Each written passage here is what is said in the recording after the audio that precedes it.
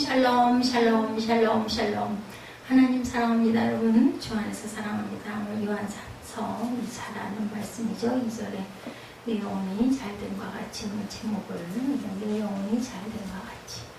그 다음은 너무 잘 알죠. 범사에 살펴면 강건하기를. 요한 장로님이 사랑하는 자여 내가 내 영혼이 살든같이 내가 범사하지 않고 강건하기를 내가 간구하노라. 여기서 요한 3서에서는 1절에 장로인 나누는 했어요. 형제들이 와서 내게는 진리를 증언하되 내가 진리 안에서 행한다니 정말 내가 기쁘다. 이렇게 요한이 인사를 합니다. 축복하는 인사죠. 가요를 나의 참으로 사랑하는 자로 부르고 있습니다. 이렇게 하나님의 종에게서 참으로 사랑하는 자라는 칭함을 받으면 얼마나 축복일까. 사도 요한이 가요에게 대해서 특별한 사랑을 갖게 된 것은 그가 진리 안에 거하고 있기 때문에, 진리 안에서 행하고 있기 때문이다. 3절이죠. 목회자인 요한에게 있어서 주의 진리의 교훈을 받아서 순종하는, 정말 이뻐요. 지키는 성도에 대해서 사랑을 갖게 되는 것은 당연한 것, 필연적인 것이죠. 뭘 맛있는 걸 사주고 정말 헌금을 많이 하고 아니면 목사님 선물을 많이 하고 이거보다도 정말 진리 안에서 행하고 예배드리기를 기뻐하고 그런 사람 보면 정말 너무너무 이쁩니다. 맞습니다. 사도 요한이 가요를 사랑하며 그를 사랑하는 자라고 불렀던 것은 우리 성도들이 서로 어떠한 사랑으로 살아가야 하는지를 보여주는 그런 대목입니다. 본문이 바울의 동역자이기도 하죠. 요한은 사도행전 19장 29절에 보면 온 시내가 요란하여 바울과 같이 다니는 마게도냐 사람 가이오와 아리스다고를 붙들어 일제히 연극장으로 달려 들어갔다. 가이오가 여기서도 대두가 됩니다. 행함과 진실함과 사랑함. 요한 1서 3장 18절이죠. 자녀들아 우리가 말과 혀로만 사랑하지 말고 행함과 진실함으로 사랑해야 됩니다. 가이오에 대한 축원이에요. 2절은 내 영혼이 잘된 것 같이 내가 범사에 잘되며 강건하기를 위해서 강구한다. 이거는 가이오에게 대한 축복. 저도 이 구절을 정말 좋아합니다. 성도들의 영혼이 중요한 것과 마찬가지로 이 세상에서 하는 일과 건강이 정말 중요하죠. 무엇을 하려도 건강하지 않으면 할 수가 없어요. 어디를 가는 것도 건강하지 않으면 갈 수가 없습니다. 그걸 건강할 때 깨달았으면 얼마나 좋겠어요. 몸이 불편하니까 그런 부분이 더 귀하게 느껴집니다. 하나님께서는 우리 영혼뿐만 아니라 육신의 모든 생활도 주관하십니다. 사도 요한의 가요에 대한 기도는 성도들이 다른 사람을 위해서 어떻게 기도해야 할 것인가를 또한 교훈하는 것이다. 먼저 영혼을 위해서 기도하고 사업과 몸의 건강을 위해서 기도해야 된다는 거죠. 이는 성도들의 사랑의 실천 원리이기도 합니다. 즉 복음 전파로 영혼을 구원하는 육체와 사업의 어려움을 돌아봐야 한다는 거죠. 성도의 영혼을 지키시는 하나님이라고 시편 121편 7절입니다. 여호와께서 너를 지켜 모든 환난을 면하게 하시며 내 영혼을 지키시리로다. 우리 영혼처럼 귀한 게 없죠. 범사에 유익한 경건이라고 디모데전서 4장 8절에 육체에 연다는 약간의 유익이 있으나 경건은 범사에 유익하니 금생과 내생에 약속이 있다라고 얘기하는데 경건처럼 귀한 게 없습니다. 범사에 유익하다. 육체에 연다는 약간의 유익이 있다. 연단을 우리가 몸으로 받아도 이렇게 유익이 있다라는 거죠. 속사람의 강건함 에베소 3장 16절입니다. 그의 영광의 풍성함을 따라 그의 성령으로 말미암아 너희 속사람을 능력으로 강건케 하신다. 이렇게 증거합니다. 진리 안에서 행한 가이오에 대해서 3절에 사도 요한의 기쁨이 된 가이오다. 이렇게 얘기하죠. 진리 안에서 행한 가이오 4절 볼까요? 형제들이 와서 내게는 진리를 증언하되 내가 진리 안에서 행한다 하니 내가 심히 기뻐하노라. 내가 내 자녀들이 진리 안에서 행한다 함을 듣는 것보다 더 기쁜 일이 없다. 이렇게 고백하죠. 성도들은 가이오와 같이 진리 안에 거하며 사랑을 실천함으로 목회자에게 기쁨을 주어야 하는데 이런 궁극적으로 누구를 기쁘시게? 하나님을 기쁘시게 하는 거죠. 하나님께서 우리를 죄 가운데서 구원하신 것은 우리를 통해서 무엇을 받으시기 위해서? 영광을 받으시기 위해서. 기쁨이 되는 요한 1서 1장 4절입니다. 우리가 이것을 쓰면 우리의 기쁨이 충만하게 하려 합니다. 즐거움이 되는 지혜로운 지식이라고 잠언 23장 24절에 의인의 아비는 크게 즐거울 것이요 지혜로운 자식을 낳는 자는 그로 말미암아 즐거울 것이니라. 나그네를 영접하는 것이 마땅하다고 합니다. 5절에 보면 5절 볼까요? 사랑하는 자여 네가 무엇이든지 형제고 나그네 된 자들에게 행하는 것은 신실한 일이다. 누가? 가룟유가 그렇게 신실한 일을 합니다. 복음을 전달로 다니는 나그네들을 영접해서 대접한 일이 하나님께 합당한 일임을 칭찬하면서 그들이 교회 앞에서 그의 사랑을 증거하였다 이렇게 얘기합니다. 당시 이방인들에게 복음을 증거하는 자들은 아무것도 받지 않았는데 이는 복음의 걸림돌이 되지 않기 위함이었다. 복음 전하면서 뭘 받으면 안 된다는 거죠. 6절에 그들이 교회 앞에서 너의 사랑을 증언하였느니라 내가 하나님께 합당하게 그들을 전송하면 좋으리로다 얘기합니다. 성도가 복음을 위해서 수고하는 자들을 대접하는 것은 하나님의 복음 사역에 동참하는 일이죠. 요한은 이는 진리를 위하여 수고하는 자가 되는 것이라고 진술하므로 그 일의 중요한 의미를 또한 강조합니다. 아름다운 행로 로마서 10장 15절에 보내심을 받지 아니하였으면 어찌 전파하리요 기록된 바 아름답도다 좋은 소식을 전하는 바리요 함과 같으니라.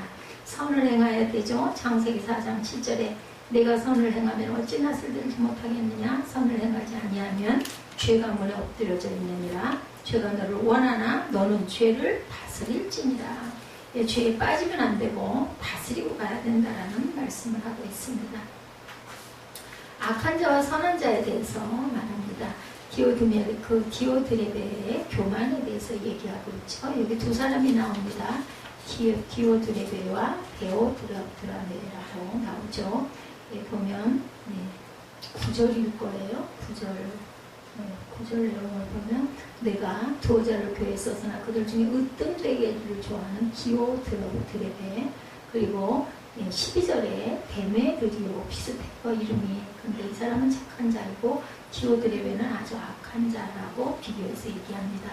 9절과 12절에 사도 요한은 으뜸이 되기를 좋아하는 교만한 자로 교회를 어지럽고 악행을 일삼는 자인 디오드레베에 대해서 말씀하죠. 으뜸되기를 좋아하는 그 D자 저는 이걸 보면서 영어에 그죠? 반대할 때 그거 나오잖아요. 그래서 그걸 기억을 했어요. 디오드레베는 하나님께서 교회에 세우신 사도의 권위를 경멸합니다. 그래서 못 들어오게 하죠. 지금에도. 사도 요한은 내가 두어자를 교회에 썼으나 디오드레베가 복음 전도자를 영접하지 않았다. 9절에 나와 있죠. 디오드레베는 사도 요한의 청거를 받아 교회에 찾아간 사람을 대접하지 않으므로 하나님의 권위를 무시합니다. 그것은 거기 장로님이나 아니면 목사님을 무시한 게 아니라 하나님을 무시한 거죠. 사도 요한은 디오드레베가 악한 말로 복음 전파자들을 망령되이 평론한다. 비난합니다. 10절에 그러므로 내가 가면 그 행한 일을 잊지 아니하리라. 그가 악한 말로 우리를 비방하고도 오히려 부족해서 형제들을 맞아들이지도 아니하고 맞아들이고자 하는 자를 금하여 교회에서 아예 내쫓았어요. 지독한 일을 했죠. 사도의 직분은 주님께서 구속사역을 위해 교회에 세우신 직분으로 하나님께서는 사도들에게 특별한 권세를 부여하십니다. 예수 그리스도의 복음을 권위 있게 증거하도록 명하시고 그들로 하여금 교회를 세우고 다스리도록 하셨는데 사도들은 하나님의 계신 성경 말씀을 기록하는 특별한 사명을 또한 받았죠. 그런데 사도들을 악한 말로 평론하는 것은 하나님의 권위에 도전하는 행위 또한 그는 주의 말씀을 따라 복음 전도자들을 대하는 의로운 성도들을 교회에서 내어 쫓았다. 디오드레베는 자기 욕심으로 으뜸이 되고자 하는 교만한 생각을 행하다가 사단이 그 속에 들어가 사단의 도구가 되어버린 것이다. 교만한 죄악이 창세기 5장 5절에 그는 930세를 살고 죽었더라. 왜요? 교만을 저질러서 이제 죽음이 찾아온 거예요. 교만으로 망하죠. 이사야 14장 12, 3절에 너의 아침의 아들 계명성이여 어찌 그리 하늘에서 떨어졌으며 너 열국을 없는 자여 어찌 그리 땅에 찍혔는고 내가 내 마음에 이르기를 내가 하늘에 올라 하나님의 별 위에 내 자리를 높이리라 내가 북곡 지폐에 산에 앉으리라. 이렇게 계명성은 교만해가지고 사단의 아비가 되죠. 악행을 본받지 말라고 11절에 사랑하는 자는 악한 것을 본받지 말고 선한 것을 본받으라. 선을 행하는 자는 하나님께 속하고 악을 행하는 자는 하나님을 욕지 못하였느니라. 당연하죠. 디오드레베처럼 하나님의 권위에 도전하고 사도의 권위를 무시하고 전도자를 접대치 않고 선한 일을 행하는 성도들을 핍박하고 하나님의 대적이 되는 악행을 본받아서는 안 되겠죠. 이런 악행을 따라 행하는 자들은 디오드레베와 함께 하나님의 진노의 심판을 받아서 멸망의 길에 빠집니다. 또한 사도 요한은 악을 행하는 자들은 하나님을 뵙지 못했다고 말하므로 중생하지 못한 자임을 밝힙니다. 비록 교회에서 중직을 맡아 성도들을 교회에서 내어 쫓을 정도의 위치에 있는 자라 할지라도 그의 행함을 보아 그가 하나님께 속한 자인지 아닌지를 우리는 당연히 얼른 판단할 수가 있죠. 그래서 우리는 악에서 떠나야 합니다. 악은 모양도 바라보지도 말고 버려야 됩니다. 시편 37편 27절에 악에서 떠나 선을 행하라 그리하면 영원히 살리라. 아까 930절 살다 죽은 사람 그런 사람들은 어때요? 악한 일을 했기 때문에 영원히 살지를 못했다라는 것을 증거하고 있습니다. 선한 것을 본받으라 11절이죠. 사도 요한은 기호들 예배에 악행을 본받지 말라고 권면하면서 또한 선한 것을 본받으라 11절에 그러면서 데메드리오는 무사람의 교와 진리의 교와 사도의 증거를 받은 자라 말하면서 기호들의 교와 대조시키며 성도들이 본받을 자임을 밝히고 있습니다. 데메드리오에 대해서는 자세히 알 수 없지만 그는 무사람들에게 선한 일을 행하는 자로 증거를 받은 자였다는 것을 우리가 알게 되죠. 사람들에게 인정받는 것이 중요한 것은 사람들에게 악한 자로 보이는 자가 하나님께 칭찬받을 수가 없기 때문입니다. 하나님을 본받아야 되겠죠. 에베소서 5장 1절입니다. 그러므로 사랑을 받는 자녀같이 너희는 하나님을 본받는 자가 되고 그리스도께서 너희를 사랑하신 것 같이 너희도 사랑 가운데 행하라. 그는 우리를 위하여 자신을 버리사 향기로운 제물과 희생제물로 하나님께 드리셨느니라 이렇게 말씀합니다. 해를 당하지 않죠? 베드로전서 3장 13절 또 너희가 열심으로 선을 행하면 누가 너를 해하리요. 평강의 문안이 15절에 마치는 말로 나타납니다. 평강의 문안 요한삼서 15절 평강이 내게 있을지어다 여러 친구가 내게 문안하니라. 너는 친구들의 이름을 들어 문안하라. 이름을 이렇게 다 부르면서 문안할 줄 알아야 되겠다. 서신을 끝마치면서 가이오에게 평강이 임하기를 또한 축원해 줍니다. 사도 요한은 자신뿐만 아니라 여러 친구들에게 가이오에게 문안한다라고 말합니다. 사도 요한과 그의 친구들이 가이오에 대하여 축원하는 모습 속에서 우리 성도들은 어떤 삶의 모습을 가지고 서로 간에 교제를 나눠야 하는지를 교훈하죠. 성도들의 교제는 서로를 위하여 하나님께 기도하는 것이 가장 핵심적이고 그리고 중요한 행위다. 거룩한 입맞춤 고린도후서 13장 11절에 마지막으로 말하느니 형제들아 기뻐하라. 온전하게 되며 위로를 받으며 마음을 같이하며 평안할지어다.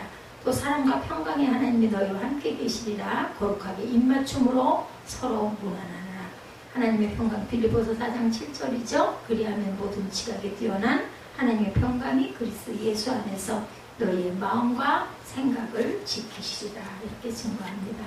또한 3서에서 성도들은 가이오와 같이 하나님의 진리 가운데 행하여 사랑을 실천하는 삶을 살아서 모든 성도의 기쁨이 되고 본이 될 수가 있다.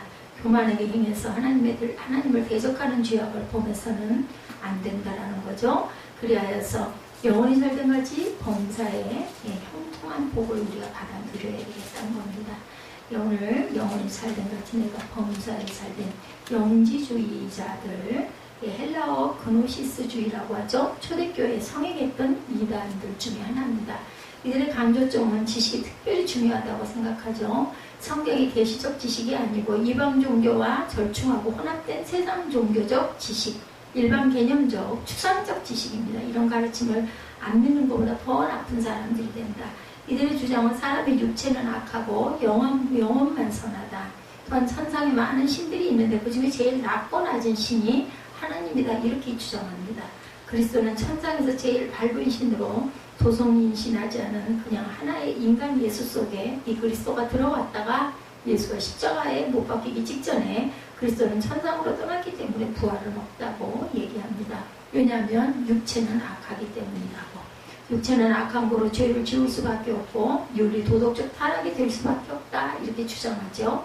그리고 영혼만 선하고 인간의 구원은 육체와 영혼이 분리된다. 육체는 나쁘고 악하기 때문에. 그러나 성경이 말하는 것은 이들의 주장과는 다르죠. 물질 자체인 육체는 악하지도 선하지도 않다고 합니다.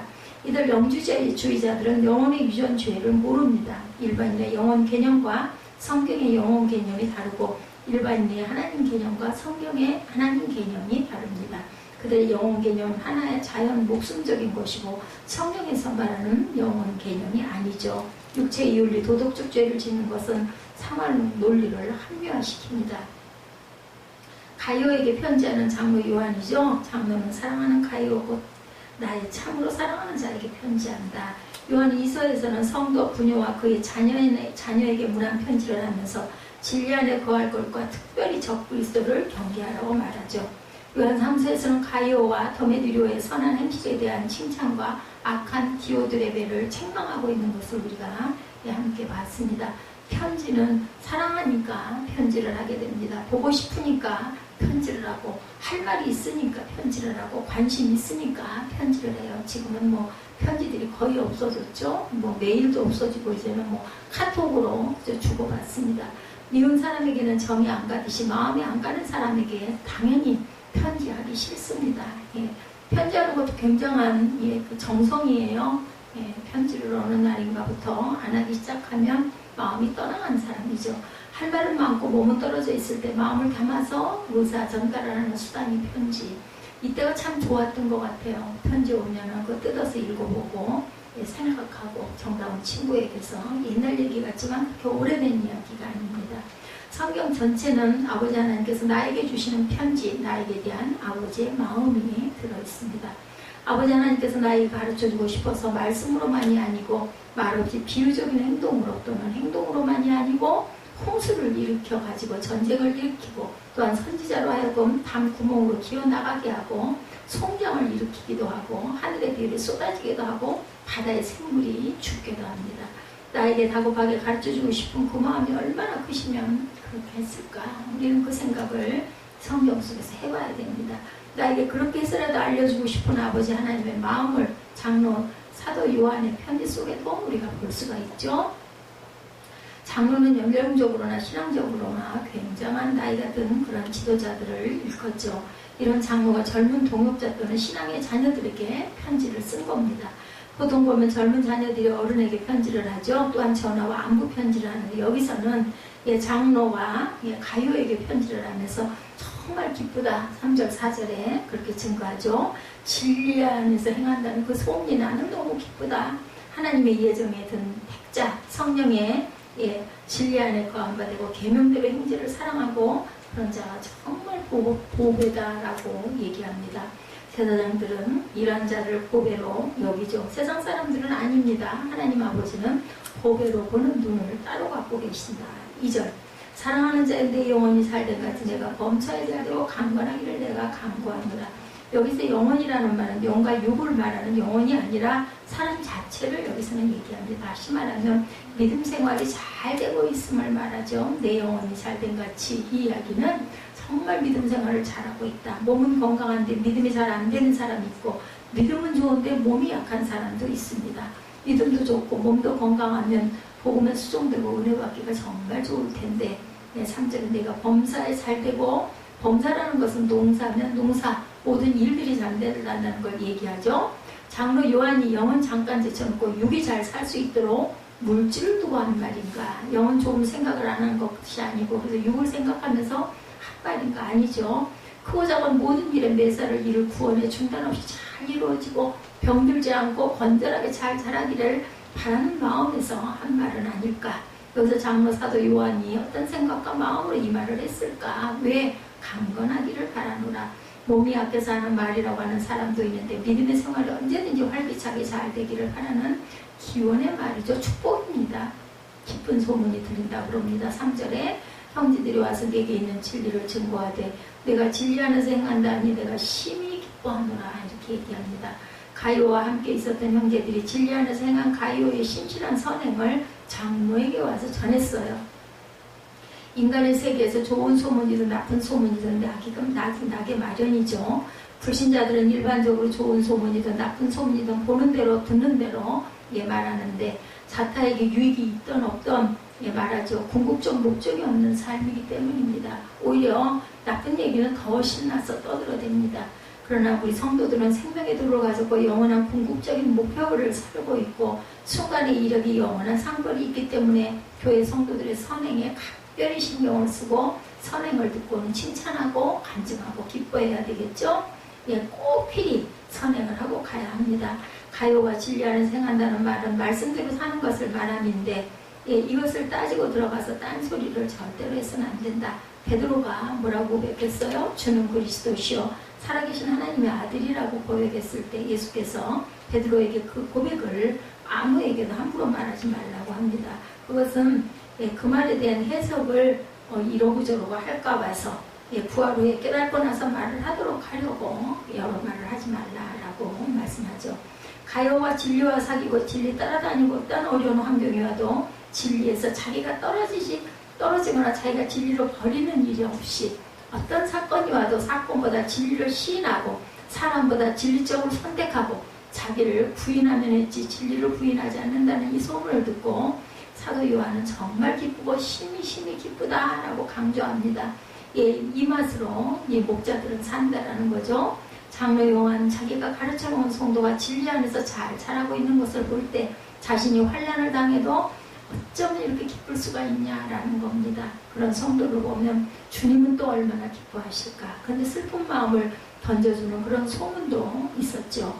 보통 보면 신앙은 뒷전으로 해도 좋은 직장에 가서 월급 많이 받고 그죠? 뭐 넓은 평의 아파트 사고 자가용 불리고 다니면 부모님들은 굉장히 좋아합니다. 뭐 했다고? 출세했다고. 그죠? 신앙 없는 성도들은 그걸 축복받았다고 말합니다. 그러나 이런 것보다는 가이오처럼 진리 안에서 행한다는 신앙의 소리를 듣고 기뻐할 부모가 정말 진정한 믿음의 부모죠. 자녀들에 대해서 4절에 내가 내 자녀들이 진리 안에서 행한다음을 듣고 듣는 것보다 더 즐거움이 없다 말합니다. 진리 안에서 살고 하나님과 장로에게 기쁨을 줄 아는 이 자녀가 어떻게 해서 생긴 자녀들일까? 자녀들이 보통 보면 돈 잘 주고 맛있는 걸 잘 사주는 부모를 따르죠. 돈 없고 힘없고 빼겁고 가진 것 없는 신앙을 가진 부모는 그 신앙 정신을 보고 따르는 자녀들이 드뭅니다. 특히나 요즘엔 더 그렇죠. 성도들이 예수님을 따르는 것도 돈 잘 벌고 뭔가 육신생활에 잘 되면 내가 예수 믿겠다 이런 사람들이 지금도 많습니다. 정신이 바르고 신앙이 옳기 때문에 믿겠다고 따르는 자들은 점점 적어지고 있습니다. 바울의 영적 아들 디모데는 바울이 돌에 맞아 피를 흘리고 있을 때 그 신앙이 좋아서 믿겠다고 낳습니다. 바울의 동역자 디도, 사도의 동역자들 대부분이 핍박을 받는 와중에 생긴 믿음의 자녀들이죠. 편안하게 잘 믿는다는 것은 뭐 누구나 알 수 있습니다. 그런데 이렇게 환난 가운데 그것이 뻔하게 내게 이런 아픔이 올 줄 알면서도 믿고 따른다는 것은 참 믿음의 자녀들이다. 가이오가 나그네 된 자들에게 선을 행하죠. 5절에 사랑하는 자여 네가 무엇이든지 형제된 나그네 된 자들에게 행하는 것이 신실한 일이니 나그네는 타국 사람으로 목적한 바 자기 볼일을 보고 고향으로 돌아가는 그러한 사람을 나그네라고 그러죠. 지나가는 자, 스치고 지나가는 자예요. 그런데 집 짓고 살 목적도 아니고 논밭을 사서 살 목적도 아니고 뭐 소유물을 거기다 가지고 있을 그런 사람도 아닙니다. 여기서 말하는 나그네는 복음을 증거하는 전도자들을 얘기합니다. 천국대사라고 하죠.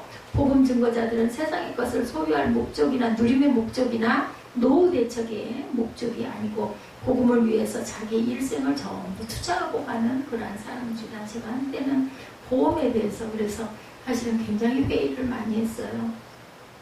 뭐 이런 걸 꼭 해야 되나. 우리는 있을 만큼 있다가 하나님이 부르시면 갈 건데 무슨 보험을 그렇게 덕지덕지 들어야 되나. 한데 보험이 시원치가 않으니까 가족들에게 폐를 더 이상 끼치면 안 되겠다 싶어서 보험을 들게 됐습니다. 그냥 자동차 보험들도 기본으로 다 드는 거 아니에요. 그죠? 세상이 자기를 안 알아줘도 좋고 자기도 세상을 알아주지도 않고 세상에서 피해를 당해도 모든 것은 주님께 맡기고 세상에다 절대로 하소연하거나 탓을 하지 않는 가요는 그런 나그네 된 전도자들에게 필요한 모든 물질을 제공한 사람이었다. 왜 제공해야 하고 제공하라고 했을까? 자기가 하나님 앞에 합당해지려고 하나님을 아는 것에 자라가게 하라고 선한 열매를 맺게 하려고 식물과 모든 물질을 제공함으로 또 다른 형제들에게도 가서 은혜를 받게 하려고 본유되게 하려고 그러죠. 자기가 할 일을 전도자로 통해서 하게 해서 선행이 되게 하려고 이렇게 보니 결국 자기가 사은자가 아니고 수은자다. 주는 자가 됐어요. 자기가 입는 자보다는 주는 자들이 은혜를 더 받습니다. 그래서 디도서 3장 13, 14절에도 정말 나는 이래서 기쁘다라고 얘기합니다. 예, 사원자가 되면 위에 말한 열매와 은혜가 없는데 수원자가 되기 때문에 너무나 기쁘다. 망령된 덤에들여야 악한 일들 9절에서 10절이죠. 내가 두어 자를 교회에 썼으니 너희 중에 으뜸되기를 좋아하는 디오드레베가 우리를 적대하지 아니하니 이러므로 내가 가면 그 행한 일을 잊지 아니하리라. 저가 악한 말로 우리를 망령되이 평론하고도 유익이 부족하여 형제들을 접대치도 아니하고 접대하는 자들을 교회에서 내어 쫓았다. 그가 무슨 일을 했느냐? 가요와 정반대 일을 하죠. 전도자들을 영접하지도 않고 악한 말로 평론을 하고 당치도 않은 터무니없는 말로 사람을 헐뜯고 그리고 전도자들을 영접하고 돕는 그들까지 교회에서 내어 쫓아. 마귀죠. 사탄입니다. 적그리스도는 주로 교회 밖에서 미혹을 하고 안으로 들어오지만 여기 이 악한 자는 교회 안에서 또 이런 짓을 휘젓고 다닌다라는 것. 이런 자들은 추방을 해야 됩니다. 으뜸되기를 좋아해서는 안 되죠. 하나님은 겸손한 자를 좋아하고 순종하는 자를 좋아하십니다. 남을 헐뜯는 것도 교회는 아닙니다. 모든 이의 덕을 세우는 곳이 교회입니다. 진리가 일을 하는 곳입니다. 우리는 이 일에 수종을 들죠. 내가 주격이 돼서 진리를 행하는 것이 아니라 하나님이 주격이 되고 예수님이 주격이 되고 나는 수종듭니다. 섬기죠. 교만해지기 쉬운 경우는 교회 물질을 많이 내는 사람들, 또한 교회에 직분이 있는 경우, 일을 많이 하는 사람들, 사회적으로 알려지고 유능한 경우, 아무것도 안 하면서 사랑을 받지 못하니까 말썽을 일으키는 자들, 교만해지기가 쉽습니다. 기존적인 옛사람이 모두 주격이 되면 이상의 현상이 일어나죠. 교회는 타락적 기존적인 선거를 그대로 두고 봉사나 종교적인 활동만 하는 것은 절대로 돼서는 안 된다. 교회는 예수 그리스도의 성품으로 바꿔지는 그런 것입니다. 안 바꿔진 채로 교회에서 봉사를 하게 되면 폐역을 불러일으키게 되죠. 그것은 결국은 그것이 화를 불러일으킵니다. 디오드레베 같은 진리인 그 폐역자들이, 교만한 자들이 교회 세력을 잡고 있으면 교회가 굉장히 시끄러워집니다.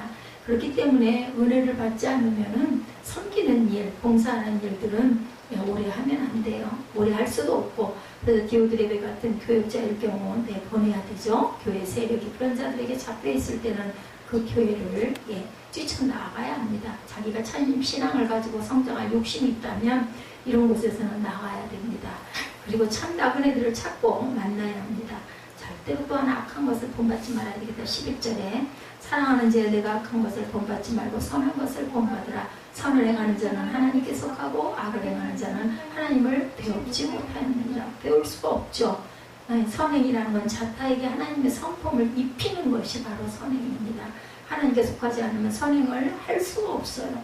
악행은 자타에게 하나님의 성품을 입히지 못하게 하는 것, 회방 놓는 것, 행동으로 가로막죠. 이런 자는 하나님을 절대로 만나지 못하고 영적인 면에서 무뎌지고 추해지고, 그랬을 때 결국은 하나님이 징계를 주십니다. 사람이 일반적으로 악한 것을 본받기는 쉬워도 선한 것을 본받기는 쉽지가 않습니다. 왜냐하면 인간 속에 악한 것을 쉽게 받아들이고 있는 본능적 우리의 죄성이 있기 때문이고, 또 하나는 선은 자기의 희생과 노력이 들어가지만 자기가 어찌되든 상대를 위하자니까 그러한 악한 일은 주로 자기를 위하는 것들이기 때문입니다. 선을 행해도 큰 선이 아니면 사람들이 알아주지를 않으니까 처음에 조금 이렇게 뭘 좀 잘하려고 하다가도 나만 손해나는 것 같아. 그러고 그냥 안 하죠. 그러나 악은 자기가 조금만 노력을 들여도 유익이 와요. 자기에게. 그죠? 이런 등등의 인간들이 일반적으로 악을 쉽게 행하게 되는 이유입니다. 성경에서 말하는 선악은 단순히 일반적 유형으로 기준하는 것이 아니고, 선을 행하는 자는 하나님께 속했다고 말씀하는데, 하나님 자신이 선이시죠. 하나님과 결합되어서 나오는 것은 선이고, 그 타인의 하나님과 연결시켜서 결합되게 하는 것이 선을 행하는 것이다. 그러니까 하나님께 속하지 않으면 이 일을 할 수도 없고 못하게 되고 못하게 잡고 회방을 놓게 되는 거죠. 하나님께 속한 자만 이 일을 할 수 있습니다. 악한 것을 본받지 않으려면 악한 자의 옆에 가지 말고 악한 말을 듣지도 말고 하지도 말아야 된다. 하나님과 분리시키고 세상과 짝을 짓게 하는 그런 것은 절대로 본받지 말아야 됩니다. 그리고 적극적으로 선을 행하려 하나님 말씀 속으로 우리가 들어가야 되겠죠. 이렇게 악행은 마귀의 짓입니다. 디오드레베는 마귀의 짓을 하죠. 하나님의 종들을 영접하지도 않고 교회에서 또한 영접하는 자들을 내쫓고 하나님을 당연히 배울 수가 없죠. 진리를 영접하지 않는데 어떻게 하나님을 배울 수가 있겠는가라는 거죠. 예, 선을 행하는 데메드리오에 대해서 12절에 무사람에게도 진리에도 증거를 받았으며 우리도 증거하노니 너는 우리의 증거가 참인 줄 안다. 디오드레베 완전히 대조적입니다. 무사람에게 칭찬을 받고 진리에도 칭찬을 받고 장로와 동역자들에게도 칭찬을 받고 이 칭찬은 영원한 칭찬입니다. 이 임시적인 순간적인 칭찬이 아니죠. 하늘에 쌓이는 칭찬. 반면에 디오드레베는 하나님의 징계고 하나님의 영원한 심판이 주어집니다. 우리가 선을 행하여서 칭찬을 듣는 일, 악을 행하여 책망을 듣는 일 모두가 객관과 연관이 되어 있다는 것. 무사람에게 칭찬받는 일은 무사람도 많은 성도들을 여기서 의미하는데 성도가 선행을 하는 것을 성도들은 좋아하는데 성도의 선행을 일반인들은 싫어하는 것도 있고 미워하는 것도 있습니다. 그러므로 성도의 선행이 일반 세상 사람들에게 칭찬을 받아야만 된다라는 생각을 해서는 안 된다. 세상 사람들부터 칭찬을 받아야만이 전도가 된다는 생각 또한 버려야 된다. 우리 전도할 때 얼마나 핍박을 많이 받았어요. 당연한 거라고 우리는 생각을 해야 됩니다. 진리에게도 증거를 받고 사람의 판단은 실수가 있을 수 있어요. 근데 진리에게만은 내가 옳다는 증거를 당연히 꼭 받아야 된다. 성도의 선행이 진리에게 증거를 받지 못하면 이것은 악행이 되고 맙니다. 사람들이 아무리 선행이라고 알아주어도 소용이 없어요. 진리에 입각했을 때 그것이 선행이 되고 칭찬이 돼야 온전한 진리라는 것을 우리가 알아야 됩니다. 종들에게도 증거를 받죠.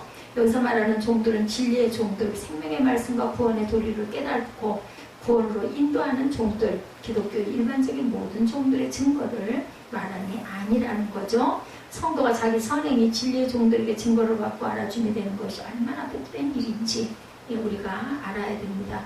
성도가 순간에 일은 복된 선행이 자기 영적 이력이 된다는 것. 대면하여서 말하리라고 하죠. 14절에 속히 보기를 바라노니 또한 우리가 대면하여 말하리라. 속히 만나서 말하겠다. 서로 얼굴을 대면해서 만나지면 얼굴이 뜨거워질 자가 누구겠느냐. 선행하지 않은 자들이겠죠. 비방한 자들이겠죠. 디오드레베는 요한 장로가 오기를 고대하겠어요? 안 오기를 바라겠죠. 안 오게 하려고 반대발을 많이 만들든지 상황을 만들든지 막 자꾸 막겠죠. 어떤 상황을 만들어서. 아니면 아프다는 핑계로 안 나타나거나, 그죠? 아니면 어디로 피신을 가거나, 얼른 떠나기를 학수고대하거나, 그죠? 근데 데메드리오는 장로가 오기를 학수고대하겠죠? 거꾸로, 그죠? 저는 그런 생각을 해봤어요. 내가 학교 다닐 때 시험 때 되면은 한편으로는 설레는 마음이 드는 거, 열심히 공부하는 사람들은 내가 이거 얼마 정도 어느 정도 내가 맞을지 한번 좀 봐야 되겠다. 설레는 마음이 조금 있습니다. 부담이 있지만. 근데 정말 공부 안 하는 사람들은 시험이 얼마나 무섭겠어요. 지겹겠죠. 그러니까 그냥 똑똑 찍어놓고 엎드려서 잠을 자거나 나갑니다.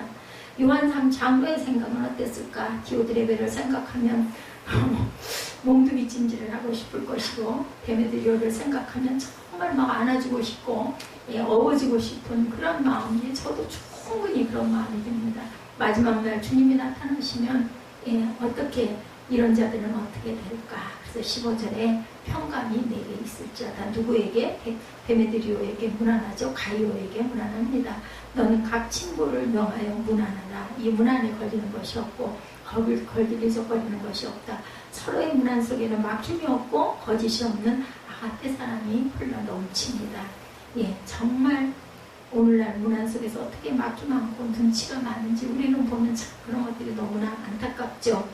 성도는 즐거운 문안을 받는 사람이 되어야 되겠다. 디오드레베가 아닌 가이오로 미리 교체시키면 주님의 평강도 받고 성도의 문안도 받을 수 있다는 것. 요한 3서 역시 사랑에 대해서 말씀한 거에 인해서 우리가 요한 1, 2, 3서를 끝마쳤습니다.